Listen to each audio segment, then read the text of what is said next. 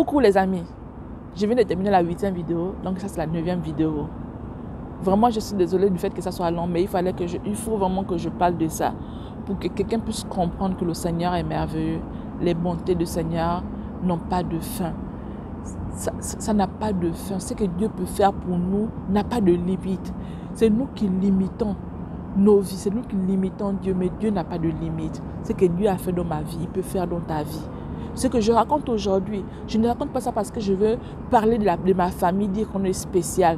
Non, j'ai le courage d'en parler aujourd'hui parce que je pense que ça peut faire du bien à quelqu'un. Il y a longtemps, j'ai gardé ces histoires. Je ne voulais pas en parler. Je ne voulais pas en parler. Je me disais, non, je ne peux pas. Mais aujourd'hui, je crois que le Seigneur me demande de parler. Voilà pourquoi je fais cette vidéo. Depuis un moment déjà, j'ai fait des vidéos, ça n'avait rien à voir avec cette histoire. Mais cette histoire, je disais, ah, je vais vous en parler, je vais vous en parler. Et depuis là, je n'ai pas pu faire des vidéos. L'histoire est toujours là. Je me suis dit, certainement le Seigneur veut que j'en parle maintenant. Voilà pourquoi je viens vous parler aujourd'hui de ma vie. Je viens vous parler aujourd'hui, déjà depuis le début, je vous parle de ma vie. Je vous parle de ce qui s'est passé. Je vous parle de toutes ces choses, comment le Seigneur a intervenu. Je pense que ça peut faire du bien à quelqu'un. Je pense que quelqu'un a besoin d'entendre ça. Peut-être que toi, tu n'as pas ce genre de problème. Peut-être que toi, tu accouches bien. Rends grâce à Dieu. Rends gloire à Dieu parce que tu accouches bien. Rends gloire à Dieu, tu n'as pas ce genre de problème. Rends gloire à Dieu. Ta famille n'a pas ce genre. Tu n'as jamais vécu cela. Mais le problème que tu as aujourd'hui, que tu penses que c'est le plus grand des problèmes. Sache qu'il y a des gens qui ont plus grand que ça. Il y a des gens qui ont plus grand que ça. Moi, ce que j'ai vécu, je n'avais jamais imaginé que je pouvais vivre ça. Je ne voulais même pas que ça puisse m'arriver. Mais ça m'est arrivé. Ça m'est arrivé et ça a fait des leçons dans ma vie. Ça m'est arrivé et ça a bouleversé ma vie. Ça m'est arrivé et ça a changé ma vie. J'étais obligée de m'accrocher au Seigneur. J'étais obligée de me dire, ok, la chrétienne que j'étais, timide, qui n'évoluait pas, qui avait une vie. En fait, ma vie n'évoluait pas. Je me demandais, mais quel genre de chrétienne je suis? J'ai dit, j'en ai marre de cette vie. Il fallait quelque chose. Et cette chose m'a amené à pouvoir m'accrocher davantage au Seigneur, à pouvoir faire confiance au Seigneur, à pouvoir comprendre que oui, ce qui est impossible à l'homme est possible à Dieu. Ce qui est impossible à l'homme est possible à Dieu. J'ai mis ma confiance en l'Éternel pendant ces moments et je vis la main de Dieu agir. Alors je vais vous raconter. Mon enfant est rentré dans cette salle où elle était dans le lit le plus dangereux des lits. Elle était dans la salle la plus dangereuse et le lit le plus dangereux. Elle n'était pas le seul enfant. Il y avait plein d'enfants dans la salle. Plein d'enfants, mais le seul enfant noir, c'était ma fille. Le seul enfant, c'était mon exaucé. Oui, celle que Dieu avait déjà exaucée. Dieu avait déjà exaucé. Prenons prophétique, prenons donné, que je me demandais, mais pourquoi? J'ai oublié une chose. Ou bien ça va arriver après. Ce prénom-là, sachez que j'ai voulu le changer. Je voulais le changer, j'ai discuté avec une amie. Je vais revenir, ne vous inquiétez pas. Avec une amie ici. Et elle me dit, comment va s'appeler ta fille? Et je lui dis, exaucée. Ma fille n'était même pas encore née. Je lui dis, exaucée. Elle me dit, mais pourquoi vous êtes comme ça, vous les gens de l'Afrique centrale? Pourquoi vous donnez toujours les noms français et autres? Tu n'as pas une ethnie. Pourquoi tu ne donnes pas ton enfant le prénom en langue? Elle est togolaise, ma copine. Si elle suit cette vidéo, elle comprendra. Elle va se reconnaître. Et là, je lui dis, tu as raison. Mais moi, je voulais par contre mettre je voulais que ma fille ait un prénom en anglais. Elle me dit, regarde-moi ça. Je te dis en langue, tu me donnes. Et moi, je voulais normalement qu'elle ait un prénom en anglais. Donc, j'imaginais un prénom en anglais. Et j'ai demandé à des amis ici qui m'ont donné le prénom. Ils m'ont dit Espoir. Et j'ai dit, ok, je vais mettre Espoir en japonais. Et j'ai demandé à des amis, mais Espoir en japonais, on dit comment? Ils m'ont dit Nozomi. Donc, ma fille devait aussi porter Nozomi. Ça veut dire espoir en japonais. Et bon, Dieu faisant les choses, elle n'a pas porté Nozomi, mais j'ai gardé ça. Parfois, je l'appelle comme ça. Parfois, mes parents l'appellent aussi comme ça à la maison.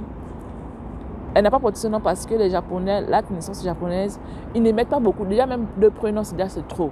Ils ne mettent pas beaucoup de longs noms et autres. Donc, ils avaient refusé. Ils ont dit non, c'est trop long. Et comme c'était le troisième prénom, ils ont enlevé. Je vais vous dire, le deuxième prénom, c'est encore un prénom prophétique. Après. Donc, c'est comme ça comment ils ont enlevé nos omis. Et ma copine me disait, mais pourquoi tu veux mettre ça en anglais, non, dans ta langue? Et là, je commençais à chercher, à mettre sur Internet, demander aux gens comment on dit exaucer, comment dans la langue. Et là, il y a des gens qui me dirigent sur une plateforme de mon ethnie qui se trouve sur Internet, que va sur cette plateforme et va demander, là-bas, tu auras la réponse. Je suis allée sur la plateforme. J'ai demandé aux gens de me dire comment on dit exaucer dans notre ethnie. Personne ne m'a répondu. La réponse n'est pas arrivée. Et là, Dieu me dit, je t'ai dit, je te répète, j'ai dit exaucer. Ce n'est pas la peine de chercher à mettre exaucer en anglais, exaucer en japonais. Je te dis exaucer, c'est exaucer. Et là, j'ai obéi.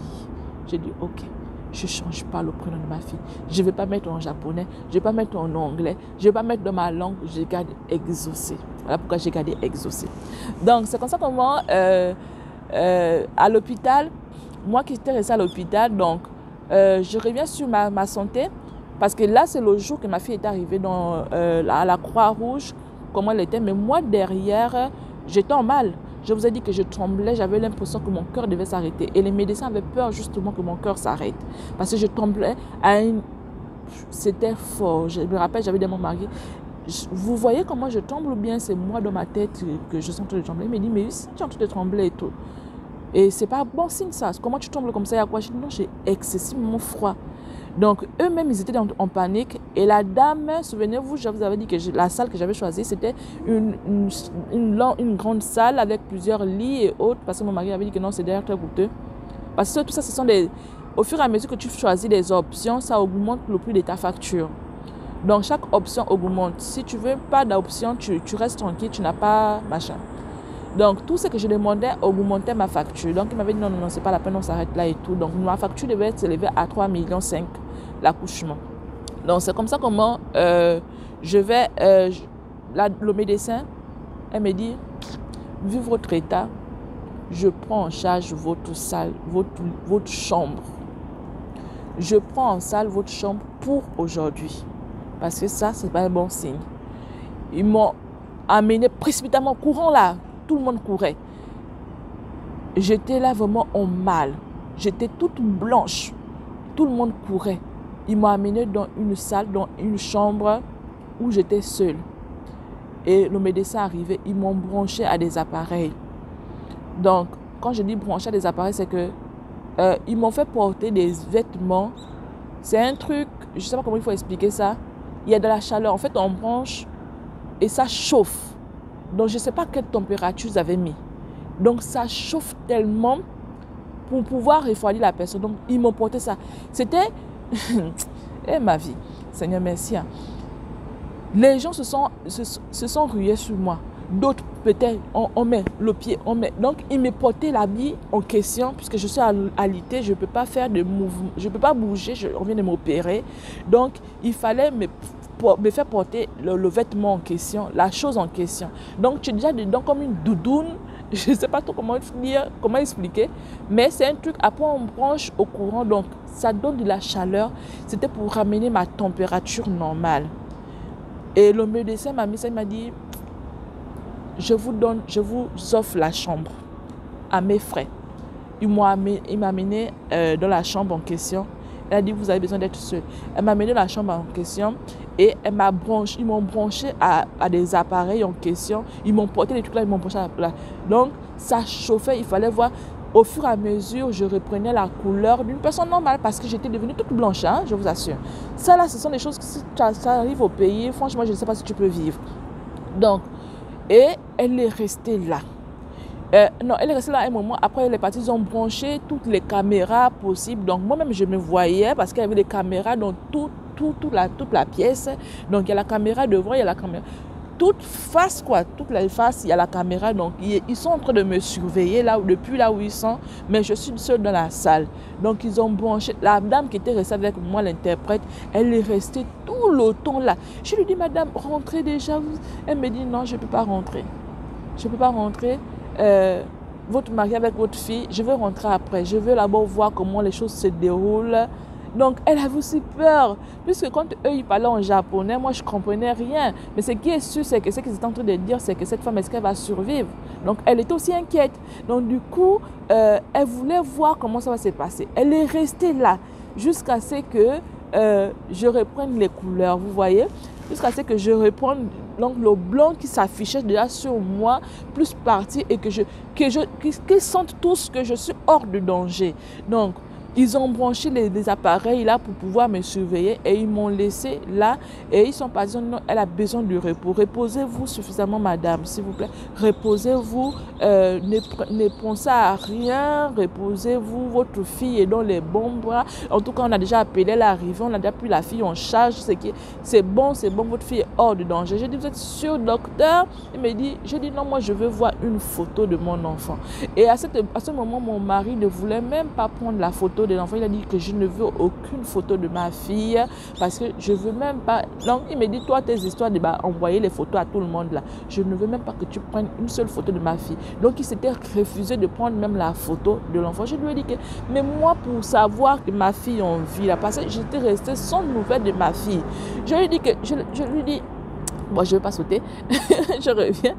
Donc le médecin me dit, ok, je vous laisse reposer, vous ne pensez à rien, votre fille est déjà arrivée à l'hôpital, on l'a déjà pris en charge, ce qui est sûr, c'est que ça va aller.